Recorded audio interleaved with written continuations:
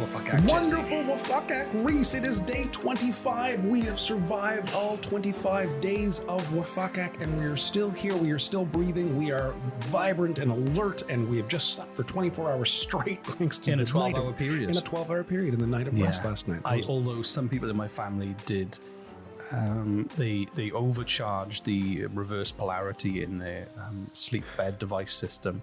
What happened? And they're currently in the Triassic period. The Triassic period? Oh, wow. That's not much going on They'd be there. fine. Yeah, it's totally fine. There's lots of greens to eat. Luckily,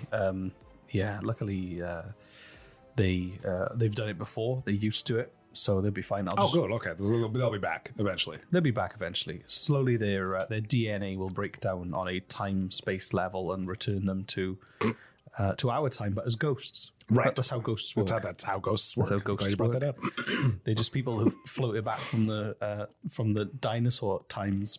I can't believe we made it 25 days of WFUCAC. This is, and we're talking about this shit as if it's completely normal. I'm having some kind of breakdown, I think. Anyway, we made it. Jesse, day 25. Jesse is. This episode is quite personal to you. This is actually. Let me open the door first. Okay. Man. Let me open Jesse's personal door. No, let me open. I get to open the door. Let Jesse open his personal door. I get to open the door. Hold on. There it was. That was good. That was the door. Oh, no. That was the day 25 door. Sorry, I nearly tipped my Saratoga egg lemonade. You sounded like you did. That was the door. That was the sound. That was the door. What is today's episode, Jesse? Well, Reese. Feels weird saying that. Right?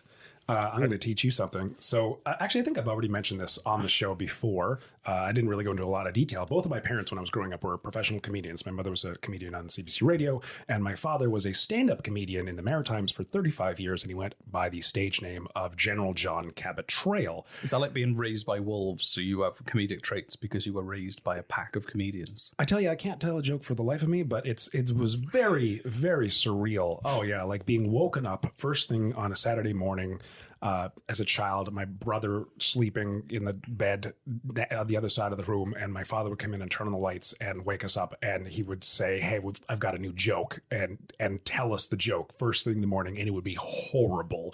And that's like that was our childhood, like just being woken up by jokes, horrible jokes that didn't work, and we were his test audience for a lot of it. But were you his demographic? No. Basically not. No, okay. That's no. But like, yeah, I got to go to shows when he was on, like, he'd do a lot of tours and whatnot. It was a lot of fun. And he had a song. He had a hit song, at least in the Maritimes. And it was a Christmas song. Wow. Yeah. And it was called Let's Go Santa. And the whole idea is General John Cabot-Trail, the character that he portrayed, was the general for the Cape Breton Liberation Army. And the army's idea was to liberate Cape Breton from the mainland of Nova Scotia and have it become its own entity. And you have to pay a toll when you go across the causeway from the mainland of Nova Scotia to Cape Breton, or vice versa. And the song is about Santa getting stuck on the causeway because it doesn't have money to pay the toll. Nice. And we're gonna play it. I'm gonna play it for you right now. It's a 4-minute long song. We won't talk, and you can just get to enjoy a bit of history. Do we have the copyright clearance? Totally. Absolutely. Well, 100%. I'm his son. If they don't like it, then take it up with his son. Yeah, exactly. We'll get Rudy on it.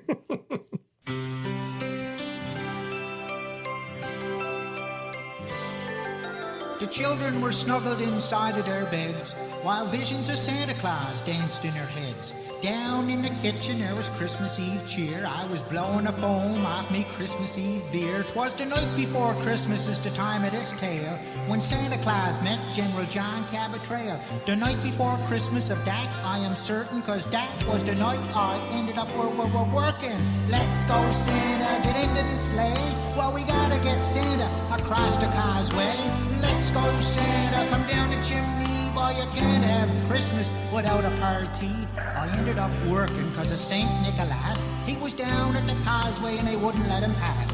The boys of the Army Cape Breton Liberation had called at the house with this information. Oh, their noses they sparkled and their eyes were dilated. I could tell at a glance they were .08'd. But the story they told was exactly the truth. Santa Claus and the reindeer stuck at the toll booth. Now the causeway of Kansas was a wonderful road, but they won't let you pass unless you pay the toll. $1.50 is the price you must pay, and it's 50 cents more if you're driving a sleigh. Let's go Santa, get into the sleigh. We gotta get Santa across the causeway. Let's go Santa, come down the chimney. Well, you can't have Christmas without a party.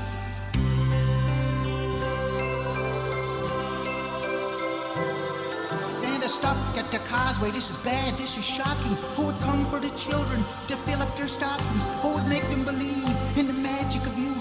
Who would make them believe in the Christmas time truth? So I called on me buddies and they came one by one. On this Christmas Eve night there was a job to be done. On Sidney Glaspey, on all Scottish clans, on Rita McNeil and the Minglewood Band. When we got to the causeway, Santa's mood was quite low. He was down to his very last ho, ho, ho, ho. They wanted his money, 2 bits and a loony. They said they were collecting for Brian Mulroney. Let's go Santa, get into the sleigh. We gotta get Santa across the causeway. Let's go Santa, come down the chimney. You can't have Christmas without a party. Well, a CBLA, we had to move fast. We were all ready then to kick us some snow. But I turned on the charm and played the part of the host. To the toll booth collector, I offered a toast. I gave him some beer and then I gave him some wine. And I gave him a treat, Cape Breton moonshine. Oh, he took to it smartly, put a drop in his tongue. And we left him there singing at the top of his lungs. So the sleigh got away up into the sky. Santa put that red sucker into 4-hoof drive. Now the rest of the night, it seemed like a dream. I wasn't quite sure if I'd seen what I'd seen. But the following day the presents were there for the Cape Breton kids to play with and share. And as I was rubbing to sleep from my eyes, I kinda heard someone call out from the skies, a voice in the distance fading away. Merry Christmas to all, and down with the causeway. Let's go Santa, get into the sleigh, boy. You gotta get Santa across the causeway. Let's go Santa, come down the chimney. You can't have Christmas without a party. Let's go Santa, come on boy, get into the sleigh here. You gotta get Santa across that causeway there. Let's go Santa, come down the chimney. Oh, you can't have Christmas not around here without a party. Let's go Santa, come into the sleigh, boy. We gotta get Santa across the causeway. Let's go Santa, come on, down the chimney, boy. Come on. You can't have Christmas without a party. Oh, let's go Santa, get into the sleigh. There you go. That was really good. Yeah, I loved it. It's a classic for me that was written and produced a long, long time ago. When was that? What year was that from? Oh gosh, I don't know. Part of my childhood, at least. So it's been a while. It was incredibly convenient that we did a whole Christmas series and we could end it on a Christmas comedy song that was written by your dad. Right? It had to be around when Brian Mulroney was in office because that was one of his jokes, right? That's a good point. Shall I? I'm going to find out when Brian, which we just get an idea. Sure. Brian Mulroney, former Canadian Prime Minister. So, sometime in the late 80s to early 90s, 84 to 93. So that sounds about right. So yeah. Over, roughly 30 years ago. I'm really happy that I can bring this song. So you must have been 11. Sorry to interrupt you, but you must have been like 11 or 12 at the time. It sounds about right. Honestly, it's been a while, right? And it was a hit. It was a hit. It was a maritime hit. Were you the cool kid in school whose dad had a Christmas hit? Other kids my age didn't know, all right? But the adults around me all knew, and it was very surreal. But yeah, it was a hit in the Maritimes at least. And now and then I'd go across Canada. I lived in Calgary. I lived in BC, and now and then I'd run across someone who has heard of the song, right? Yeah. And it was very neat. It was I ran into a bartender in Calgary once and like, oh my God, I love that song. I'm like, yeah, that was my dad. I'm like, what? It was very cool. It was very crazy. I just had a crazy idea. If every listener goes to Spotify and streams that song. I don't think it's on Spotify. Oh. Let me check. If it was, we could maybe get it to be like up in the charts as a Christmas song. I'm going to check right now. Can you release it? Hold on, I'm going to check. If not, the YouTube link will, you just search Let's Go Santa and you can watch it on YouTube. And there's a great picture of Jesse's dad. It is not on Spotify. Oh, come on, Spotify. But it is on YouTube. Is that YouTube? That is YouTube. Okay. There's a great picture of Jesse's dad as General John Cabot-Trail holding a half a pint of beer and pointing at it, wearing his general's costume. That's true. Yeah, it's great. His badges were little bottle caps. His medals were bottle caps. Yeah, his medals were bottle caps. Yeah, exactly. I've always had a fear that I would eventually become General John Cabot-Trail Jr. and take on the legacy of my father doing stand-up comedian, doing stand-up comedy. Yeah. It's like it has crossed my mind before. Honest to God. Maybe that is your Habsburg chin. Let's not. No. Let's what? No. Let's never bring that up in conversation for anything ever. Anyway, so that's my gift to you is some songs from the past, from my family to your family, and everyone who's listening across this great country and across the world. General John Cabot-Trail, my father, Dave Harley, singing Let's Go Santa. Go check it out. And thank you for listening. Thank you for making it all the way through day 25 of WFUCAC, the Winter Festival of Unaligned Celebration Advent Calendar. I can't believe I got to open day 25, Reese. Thank you for that. No, it's fine. It was exciting. It was your story to tell. Thank you. Thank you very much. Yeah, and thank you for showing me and sharing WFUCAC with me. It was a hell of a ride. I like to think there's a little bit of WFUCAC in all of us. Just a little WFUCAC. Just a little. Just tiny little WFUCAC. Sometimes it seeps out.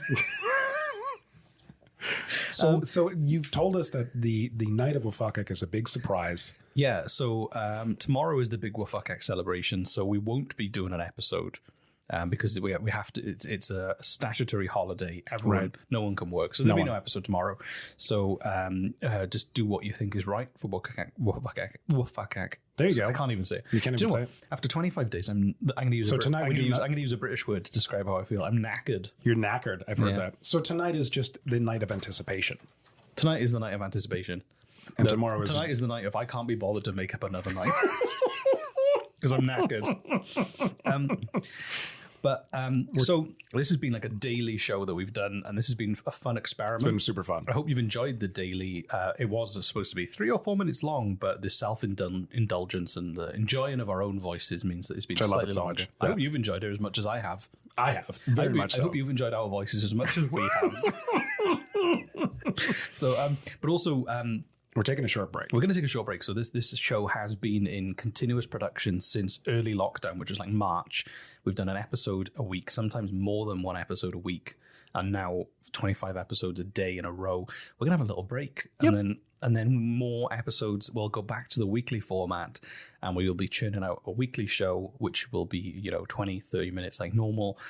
Probably sometime mid to late January, we'll start chucking them out again. After we've had a rest, a little eggnog, little oh my god, Saratoga egg lemonade. Yeah, and you know what? Seep it out as well. Like we're fucking. I'm gonna get serious now. It doesn't happen very often. Oh god. No, not at all. I want to say thank you to all the listeners. Oh yeah, no. Honestly, we wouldn't be here without you guys. Without a dry sense of sarcasm, genuinely mean it, because we do. We have been deeply shocked by how many people have tuned into this show and have helped us grow get into number 3 in the Apple charts in comedy in Canada, get into number 5 across all genres in Canada. We've been deeply touched. Much like Diefenbaker. Yeah, like a Diefenbaker Christmas card. We've been touched all over. Yeah. And that to be held open with a second person. And it's been a weird ride. It's been a fantastic ride. And we're thanks to... Should we call this season 1 and then season 2 in January? So a season lasts a whole year. I guess this must be the end of season 1. If we did seasons, this would be the end. This would be the end of season 1. And also thank you to Frequency, our network. Absolutely. Who promoted the hell out of us. You might have heard us on the radio. I've had friends across the country texting me at all hours of the day and night going, I just heard you on the radio. What the hell? And we were in an advert. Very funny. An advert for us was in Maclean's magazine, which I understand is a big magazine. Now we're just bragging. No, I'm not bragging. I'm just shocked and enjoying my voice. We're just saying thank you because all this weird stuff has happened. And literally before March last year, we've been advertised on Apple Podcasts, a front page, a new noteworthy in Maclean's magazine, radios. We've had fan art. We've had multiple instances of fan art. We've had people share us on Instagram. We feel so fucking loved right now. It's like, I don't know how to share my appreciation without sounding like a braggart, but like it's overwhelming and wonderful. And I hope someday I get to do this full time for a living, because that would be amazing. And moving forward, we will try and find more funny, weird, and bizarre stories. We will try and get more interesting guests with, you know, I like our guest episodes. They're fun. Yeah, they're super fun. We will try and just keep up the pace and just try and keep making shows that you seem to like for some reason. Usually, this is basically a phone conversation between me and Jesse. As a podcast, this is usually just how we talk to each other. So it's been very easy. It's true. We'll keep it up. We'll keep trying, and we appreciate all your encouragement and your reviews and fan art and all the other cool stuff you keep doing. And you guys are awesome. And we're glad that we are making people aware of how fascinating Canadian politics really is, apart from the boring stuff. Someone wrote in and thought that the way I reacted when the podcast first started was a character, was an act. It wasn't. I genuinely didn't care at all about Canadian politics, and Reese literally turned me around. I'm now fascinated and interested to whatever he has to bring to the table, and I genuinely don't know. I genuinely do not know what he has to tell me at the beginning of every show. It's a complete surprise for me. I don't either. I'm making it up. All right, I'm going to go home and drink some Saratoga egg lemonade. Disgusting. I know, it's so good, though. It's disgustingly good. Pervert. Yeah, and I'm Mackenzie King used to do that. I'm going to get in my unicorn onesie and watch some Marvel movies, I think. Anticipate what I'm going to do tomorrow. I'm going to go on my motorbike that somebody just stole. I'm going to tell you what, send us photos or an email or a Twitter of what you did on day 25 of a FUCAC. Day 26. Yeah. Day 26 is when you actually do. Day 25 is the night of anticipation for day 26. Yeah. We'll post what we did. Sure. If we remember. And just inhale as much ham as you can. Right. Boil the fuck out of that ham until it's evaporated nicely into your room, and then just sit around and inhale it like a sweat lodge. Exactly. Well, this has been wonderful. This has been fantastic. And thank you for letting us talk about ourselves. And you could skip it if you don't want to, even though it's already happened. So. And as always, thank you for sticking us straight and deep into your ear holes just the way you like it. If you use a dry, use some Saratoga egg lemonades to lube it up. Yeah, and then just jam them in there a little deeper so that we're nice and really deep in your ears that way. You don't want to go in dry. No. I think we should end the episode now, Reese. Yes. Thank you so much. We love you all. We will see you in a few weeks.